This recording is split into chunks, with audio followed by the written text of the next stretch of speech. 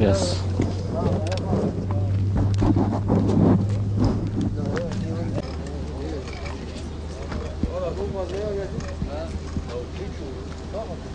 Falan yoktu. Hem bizim müdürler gitmiş. Vallahi.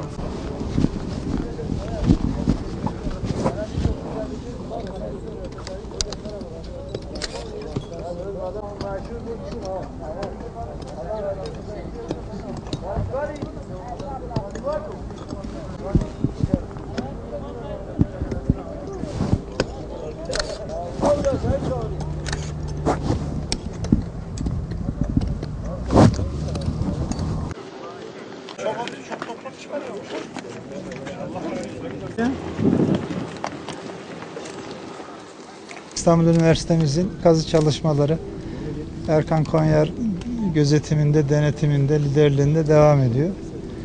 Tabii buradaki hedef ya bir sokak, bir cadde ortaya çıksın. Eski Van'da yaşam nasıldı? Biraz onun peşindeyiz. Yani dükkan, alışveriş mekanları, işte atölyeler, insanlar